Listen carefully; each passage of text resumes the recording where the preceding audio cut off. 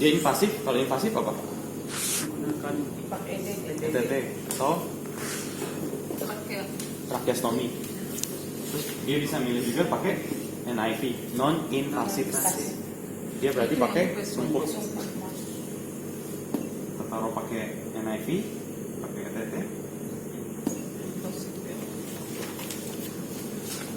Modusnya kita pilih akses kontrol dulu paling gampang. Mandatorinya volume dulu. Oke, pilih volume. Trigger apa tadi?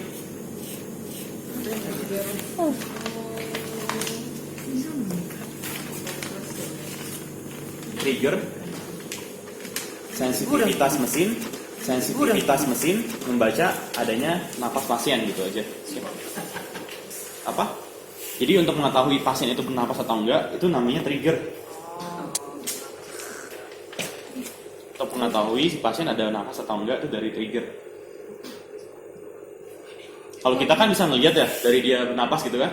Kan mesin belum tentu tahu. Jadi dia harus dikasih tahu dulu. Oke. Nah, trigger bisa disetting tadi apa? Ada dua. Flow sama pressure. Umumnya sih disettingnya adalah flow. Tapi ada beberapa yang pakai pressure. Tapi sekarang kebanyakan literatur pakainya flow, lebih efektif. Kalau flow berarti kodenya V titik. Oke. Kalau merah ini berarti tandanya udah kita ganti. Kita harus confirm. Accept di sini. Kalau flow berarti kodenya V titik. Oke.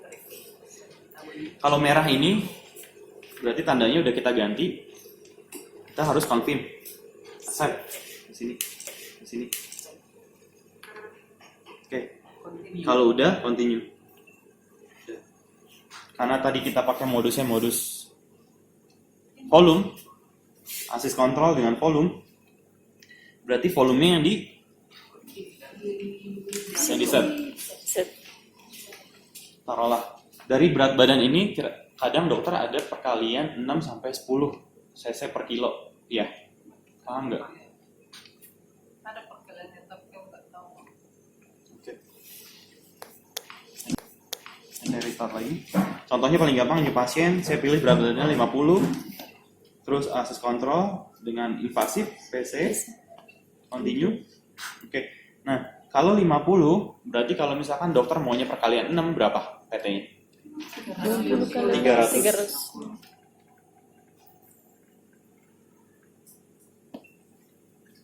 Kadang dokter ada yang mau perkalian 8. Dok, untuk VT-nya perkalian berapa dok? Per kilonya, cc per kilo.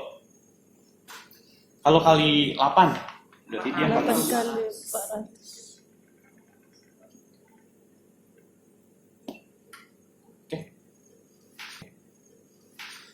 Itu mempengaruhi apa Pak?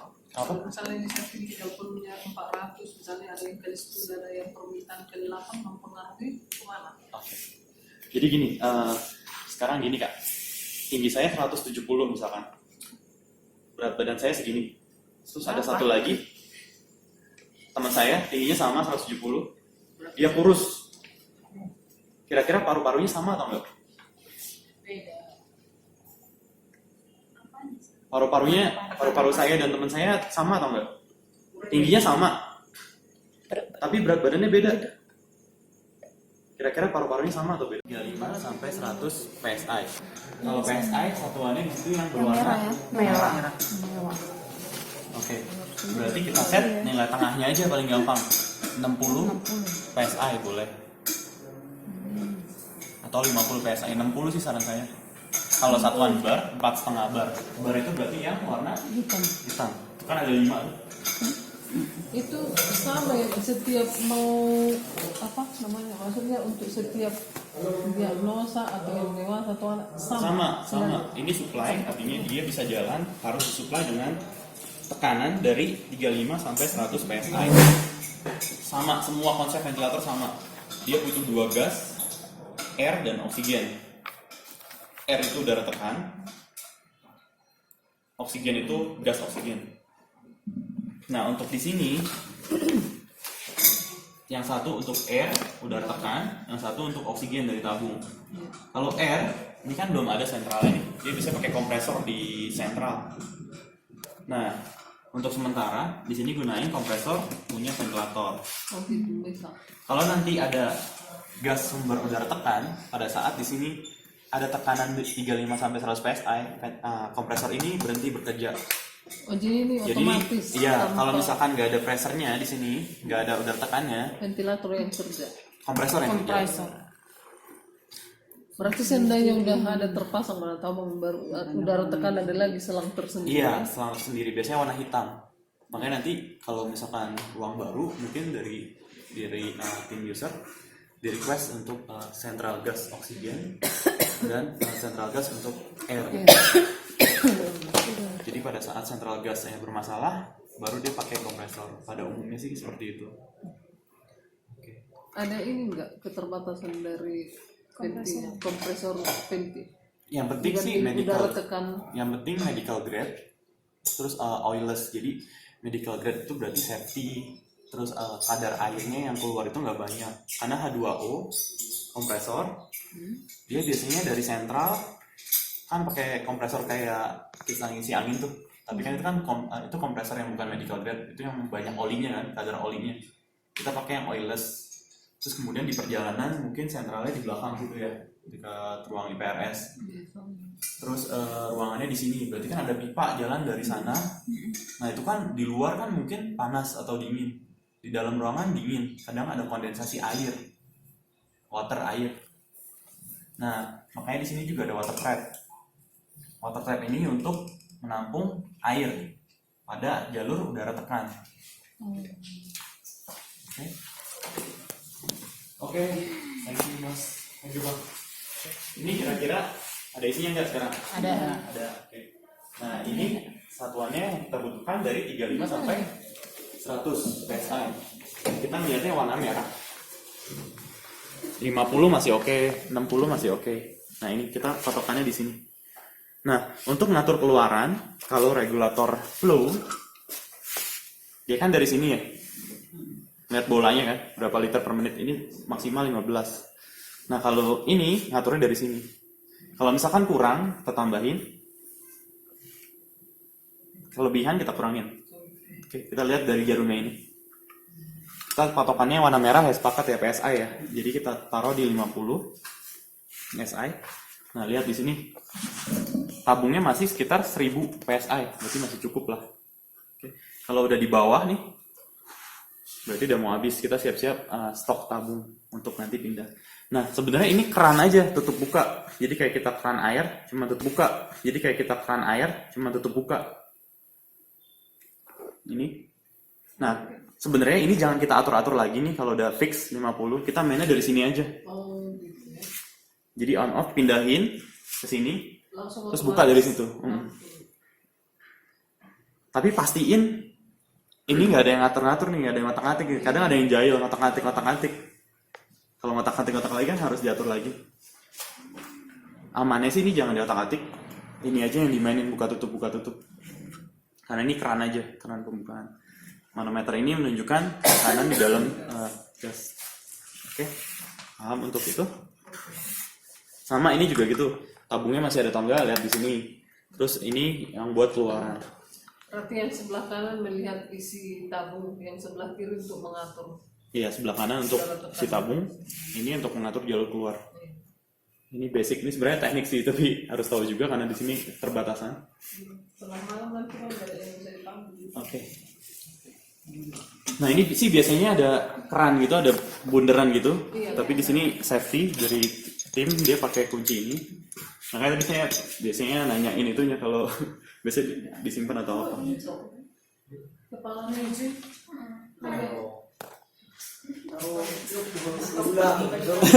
Kalau ini benar-benar mereka harus megaper kayaknya bang. Sudah ada lembong. Oke. Nah untuk kalau nol ini berarti berlawanan jarum jam. Ini posisinya tuh. Ini posisinya gasnya 0, nggak bisa keluar. Ini. Sudah ada lembong. Oke. Nah untuk kalau nol ini berarti berlawanan jarum jam. Ini posisinya tuh. Ini posisinya gasnya 0, nggak bisa keluar. Ini. Kalau ke arah sana, searah jarum jam, berarti kita membesarkan nilai yang keluar outputnya. Tuh. Oke. Searah jarum jam untuk nambahin, ngurangin berlawanan jarum jam. Sama halnya kayak ini kan. Iya. Nambahin, ngurangin. Oke, pastiin ini area aman dari 35 sampai 100 bar. Tapi kita setting nilai tengahnya 50, 60, oke. Kalau bar kira-kira 4 sampai 5 bar. Oke. Oke, usahakan kalau misalkan nggak dipakai ventilatornya, biasa ditutup. Kalau nggak ada ini, terpaksa lah kita mainin ini ya, berarti kita close berlawanan jarum jam. Biar tabungnya nggak terbuang percuma kan. Paling enak sih ini sebenarnya kan off, langsung off.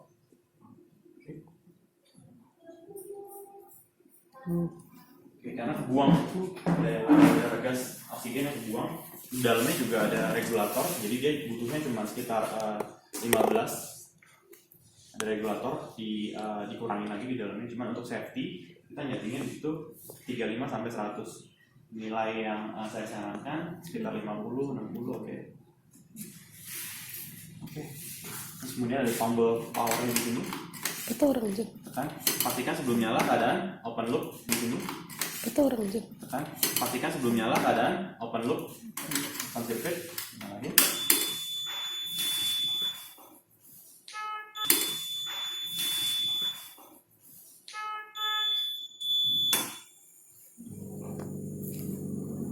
Oke. Kalau bagian-bagiannya kemarin gue udah coba jelasin kan? Ini apa? Kompresor. Baterai.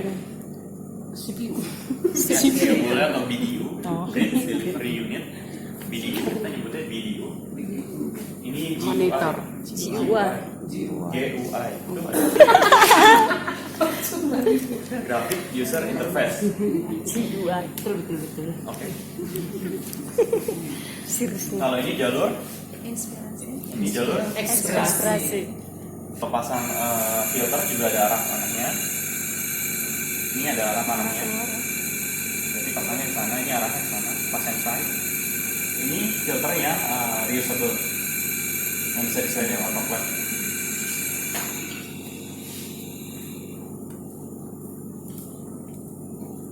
Oke, nanti kita belajar SST lagi. Ini jalur inspirasi, dia keluar ke ini bagian di inspirasi. Sini aja Pak. Y-piece keluar ke pasien. Ini ada apa namanya? Ini apa? Hip moisture exchanger. Jadi dia pengganti dari humidifier. Jadi humidifier ada dua jenis, humidifier aktif dan humidifier pasif. Kalau humidifier aktif yang ada kompornya itu humidifier aktif. Kalau ini humidifier pasif. Nah ini HME, dia ada filter biasa. Terus dia ada paper pack wrinkle, dibikin buletan. Nah, logikanya harusnya sih ada tulisan patient side. Nih, side dar patient side ke sini. Berarti arahnya dari sini ke depan. Nah, gimana cara kerja ini? Ada yang tahu nggak ya? Nggak tahu. Jadi gini Kak. Jadi makanya dibilang pasif humidifier. Pada saat inspirasi dia kan ke sana, terus pasien nafas balik lagi kan sini, terus ke jalur sini inspirasi. Pada saat pasien bernafas dia kan jalur ekspirasi. Kita kalau bercermin kita ngomong biasanya ada uap air kan, panas kan. Nah itu dikumpulin di kertas ini, kumpul di kertas ini. Pada saat ada inspirasi lagi, fase inspirasi, panasnya pindah ke pasien. Jadi tekniknya inspirasi, pada saat ekspirasi dari pasien ngumpul di sini panasnya, inspirasi lagi panasnya pindah ke pasien. Tekniknya kayak gitu. Makanya umurnya dia cuma 1 hari, bahkan ada yang 4 jam, bahkan ada yang 8 jam. Yang kita kasih ini 1 hari. Iya, 1 hari harus ganti. Kenapa? Karena ada uap air, ini kertas. Kalau lebih dari 1 hari, kenapa? 1 pasien 1 hari 1. Ini? Iya, 1 hari 1. Kalau ini 1 pasien 1, ini 1 hari 1. 1 hari 1. Jadi ini untuk menggantikan kalau di anatomis tubuh di upper airway. Jadi bulu hidung, filter-filter, pokoknya dia fungsinya untuk melembabi. Sebelum masuk Penyaringan. paru-paru kan udaranya ke sana. Penyaringan. Dia menggantikan fungsi upper airway. 1 hari 1. Kenapa? Kalau misalnya lebih dari 1 hari, yang dikhawatirkan ada uap air nempel di sini, ini kertas. Pada saat inspirasi, dia ngeblok, nggak bisa ngasih ke pasien. Ya, Berarti langsung satu sel ini harus Ganti. ya. Oke. Paham? Terus, di sini ada satu lagi, ini ada cap. Sebenarnya ini ada fungsinya, tapi jangan dilepas. Ini buat sampling gas EtCO2. EtCO2 ada yang tahu? Yang tidak CO2 mengukur kadar CO2 dari pasien. Jadi ada alat yang mengukur CO2, tinggal dikonekin selangnya ke sini. Makanya ada port seperti ini. Tapi di sini nggak ada unitnya. Kalau nggak ada unitnya, pastikan ini kepasang. wajib. Kalau nggak kepasang, dia bocor ke sini, keluar. Ini gas sampel. Oke, kira-kira pada saat pasien menggunakan ventilator, ada mesin apa lagi yang harus dimonitoring? Pastinya pasien monitor ya, tensinya, SpO2, terus ada HR-nya. CO2 seharusnya, bahkan AGD, analisa blood gas dalam 1 jam, itu untuk menaikkan dan menurunkan settingan. Nah, makanya ini juga disiapin untuk mengukur EtCO2 secara non-invasif. Kalau AGD, analisa blood gas, itu kan dia invasif, ngambil darah ya. Itu lebih akurat ya, ditaruh di mesin laboratorium. Nanti dia ketahuan tuh kadar EtCO2-nya berapa, oksigennya berapa. Kalau itu kan non-invasif, dia perkiraan dari rampor. Nah, di kita ada sensor, dia bentuknya magpas, bisa dipasang juga di sini, pasang di kepala. Itu nilai oksigennya hampir mendekati sama analisa blood gas. Dia dipasangnya di kening. Kenapa di kening? Ada lagi gitu. Oh, Tinggal beli sensornya, jadi Nggak usah mengganti, CAD lagi. oh, mengganti itu kan tinggal sensor, diambilnya di perifer, di pembuluh darah. kalau yang itu orang bilang Kalau itu Langsung namanya nempel aja. magfest dari Nalcor juga, dia ditaruhnya di kening. Kenapa di kening? Karena di kening pada saat fase konstruksi atau dia udara dingin, periferal di sini yang nggak berubah. Kalau di sini berubah. bentuk elektronik kayak mana? Bentuknya sensor, mirip kayak elektroda sensor, dia dari padat sama led. Nah itu dia untuk melihat kadar oksigen dalam darah si pasien secara non-invasif. Nilainya lebih akurat. Daripada Kalau Si ini alarm. dia akurat, tapi pada saat simetri. temperaturnya dingin, suhunya dingin, terus Terus pasiennya ada ganti. problem di aliran pembuluh darah. Ini kan pembuluh darahnya besar nih, pembuluh denyut kan. Kalau di sini dia alirannya kecil dan stabil, rentan terhadap fase konsumsi dan juga suhu dingin. Biasanya hipertermia, hiposemia, itu ada sensor juga. Nah sebenarnya ini kaitannya sama AGD, harus dekat dari AGD ya. Tapi di sini saya nggak tahu AGD ada atau nggak, mungkin depannya. Kadang-kadang enggak terpul dari pentil.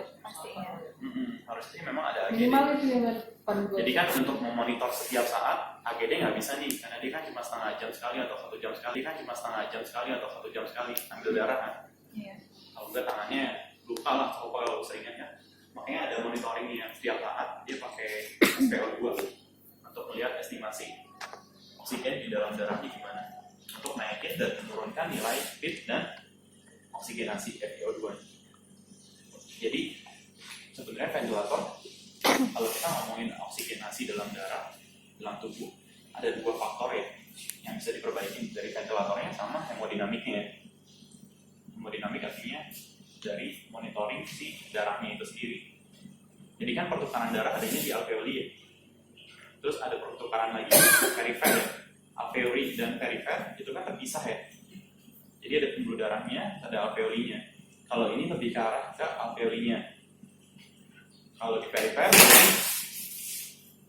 darahnya yang harus dibenerin ya. Mungkin organnya ada problem, sistol diastolnya, tensinya, gitu. Jadi ventilator ini bukan satu-satunya yang dapat memperbaiki oksigenasi, tapi harus dibantu pakai alat-alat lain yang mendukung, entah obat, entah alat,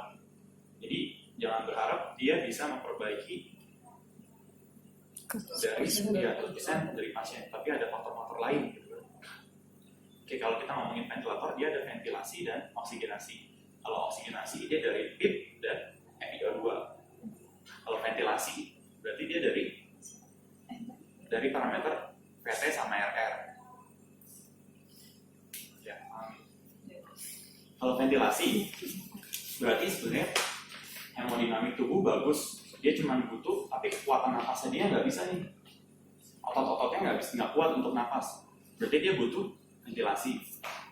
Kalau dia ternyata otot-ototnya bagus, bisa bernafas, tapi pertukaran gasnya nggak maksimal, dia butuh oksigenasi. Kalau oksigenasi itu butuh monitoring dari mesin lain, dan parameter yang di sini adalah oksigen dan FiO2 dan PIP-nya. PIP itu kan batas akhir udara yang ada di alveoli. Oke. Panjang ya. Ya, masuk sini aja. Untuk pertama kali, kalau pasiennya baru, kita new pasien, IBW, indeks body weight, berat badan ideal, bukan berat badan aktual. Ya, ada rumusnya. Saya ada rumusnya, tapi lupa nyimpannya di mana, nanti saya share juga. Kayak tinggi badan. Nanti lo belum bisa.